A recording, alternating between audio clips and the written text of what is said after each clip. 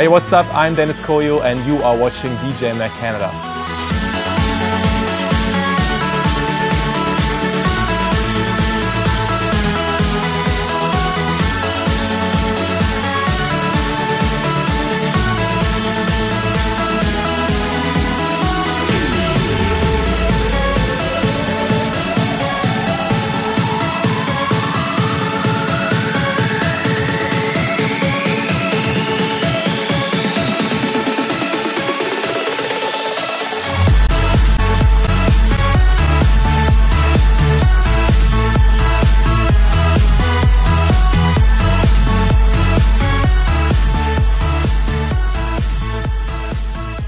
I always have good experiences here in Canada. Like I played in Montreal, in Toronto, in Vancouver, and I always had a great time. But this time here also was really good. I started this tour December 14th, and since then I've been playing pretty much every night. It's the first time that I noticed that this whole thing, this traveling and playing can be stressful and exhausting. It's the first time I ever really noticed it, because it's really crazy if you have to go to a new city every day, and especially because over Christmas I had to go back from America to Europe for 2 shows and then again back to America. So that really killed me a bit. Yeah, there's a lot of competition going on now because of these new clubs that are being built. It's actually not just only this one. In the MGM there's another one. I mean, at the moment I have my residency with Win, so I always play Access and Surrender.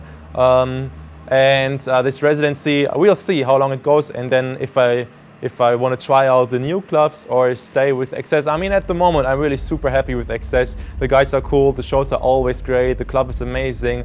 I mean, at the moment at least it's the best club in Vegas, so I love to play there, and the guys really support me and I'm very happy about it. So yeah, but we'll see what happens next year.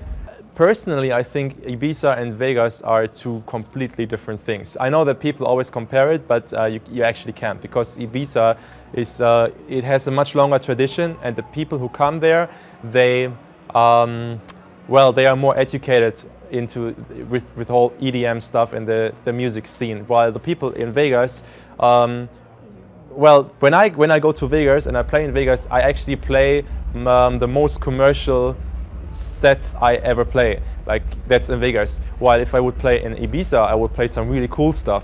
Like, I could go really underground and play different. So I know that people always compare that, but I think it's very different. I mean, usually I don't prepare a set. I mean, usually I have there's one rule. I think you should always take the double amount of tracks with you that you have to play. I mean, if it's like 2 hours, then I would have to play 25 tracks. That means I have to bring at least 50 tracks. And then I just want to feel the vibe of the crowd and see like what kind of stuff do they like, and then I make my way in my set, you know, and just see what works with the crowd. I don't want to prepare a set. It's only a bit different when you play a big festival and you don't have the full usual set time. It's not like 2 hours, maybe you can only play 1 hour, and that means I want to play all my own records, and then I have to see like what fits in between. And it's very important that if you play a short set like 1 hour, that the arrangement of your set really makes sense, like there's a clear build-up and everything really is round. So in that case you have to prepare it, kind of, yeah. But else all club shows, no, I never prepare it, no. I have a couple of artists that I really like to work with or to play with, so I have some preferences, but I can't really decide that myself, but I can give some suggestions and then see if it happens or not. There's this young Spanish kid, Danny Avila. He's just 17 years old, and he's actually coming with me on the Generation Wild tour. We are doing it together, and he's a super talented DJ. He's really good on the decks, and he's also starting to produce now, and he's really good. So yeah, I was working with some guys, and they didn't really do the right job for me, so that screwed up some things. And then finally, it was last year when Fedel Legrand, he found me. And from there on we picked up things, and everything was going much better. I always try to look, when I finish the track, what record label fits the track best. And at the moment I release my stuff on Refune, that is Sebastian Ingrosso's label. And I also want to release a track on X-Tone. I really like the X-Tone stuff, and maybe also something on Musical Freedom from Tiesto. I just want to spread my things, and you know, if you put out an EP with maybe 3 tracks, you show a bit of your talent, like, and a bit of diversity, and just like, it's a good start to show people what you can do. But I think later on it's better to do singles, because you want to like make sure that every track gets the right exposure, and I think then a single is better than EPs. But at the beginning, at the start, EPs are quite good to do. I have a musical background, just a bit. I mean, I was learning the piano as a kid. To play the piano, I took lessons for 5 years actually. But to be really honest, I forgot most of it. Like, I wouldn't be able to play any classic song anymore on the piano. That's not gonna happen for me. But what I do know is how to grab chords and how to move my fingers on the piano. And I think that's an advantage maybe, because if I want to develop some melodies, I know how to grab things on the piano, so that's good.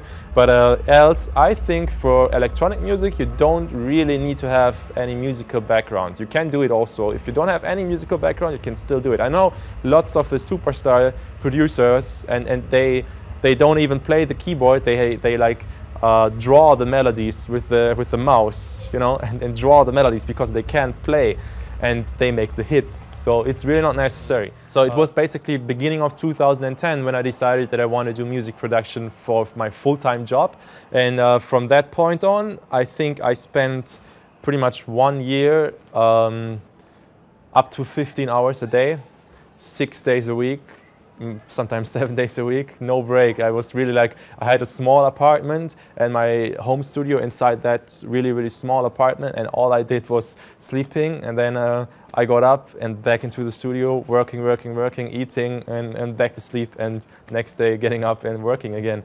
And I did that for a full year pretty much. Yeah. You can get the attention easily. It's about the quality, about what you are actually doing. So I think it's really just, you need to put a lot of effort in it, just spend a lot of time in front of the computer, and try to learn all the production skills, and make some good stuff, and then just put it out. I think if I would start now, fresh, I would just put out my first productions for free, just on blogs, and spread it for free. I mean, these days you don't make any money with music sales anyways, you know, on Beatports, like, the sales are so small. Even if you got the #1, you don't make any serious money with it. So it's not about the money you make with productions, it's about the shows that you play. So, and you can get the attention easily. Facebook and all the social media stuff, just, it's about the quality of what you're doing.